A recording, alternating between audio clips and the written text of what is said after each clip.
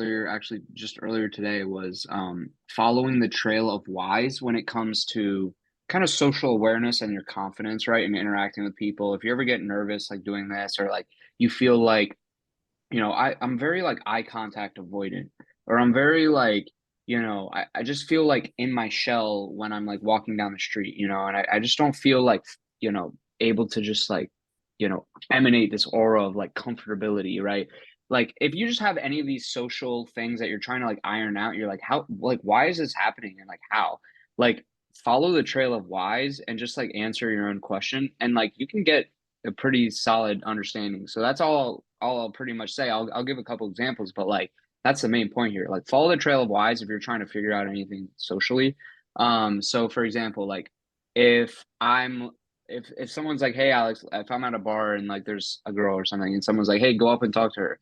And I'd be like, "Ah, no, dude, I can't. Like I don't want to. That'd be weird." And they're like, "Well, so why do you not want to go talk to her?" "Well, that'd be weird." "Well, why?"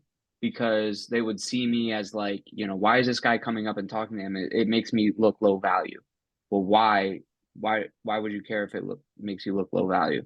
Well, I don't want, people to, see me as low value because I see myself as a high value person.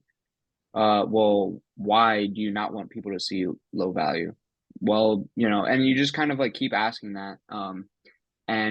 You kind of, so from that example, right? If I kept asking why, it's like I don't want people to see me as low value, but well, what if you let that go and say, you know what, I am just high value and I'm just going to go do it. And, if they see me as low value, that's fine because I'm high. I know I'm high value. You know what I mean? So I could go up and talk to that person.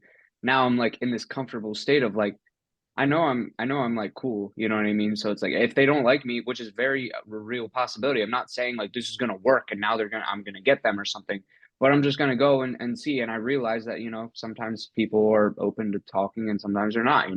But at the end of the day, I know I'm like cool in who I am. So if my main fear there was being seen as like low value or like making them cringe or something, it's like I'm okay with being seen as low value or making them cringe because in my head, like I'm glad I not only took action and did the approach, but I also know I'm high value and like, oh, that it's honestly like kind of funny that like people were like, oh, kind of cringing at it or something. You know what I mean? Like once you accept those things, you're like, okay, well, that's the reason why.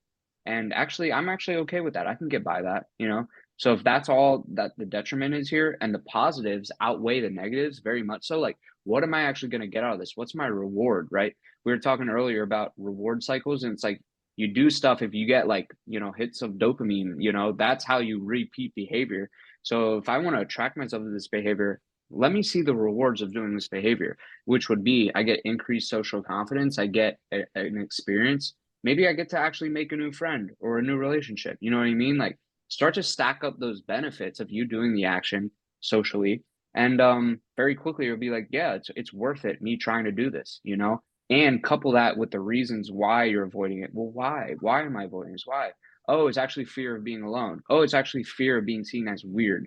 Oh, it's actually fear of, you know, being in an anxious situation. So what do you think of all that?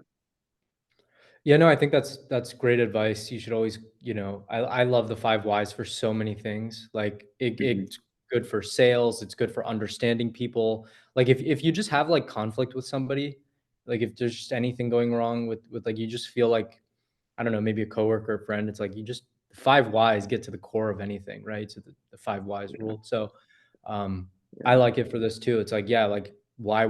And then you like, well, what if I just didn't care if yeah, other people thought I was low value? yeah, Would that just, like, solve this problem, and I would just be okay with, like, walking up like, who cares if somebody yeah, sees me that way? I'm not gonna see this person again, so I like it. yeah.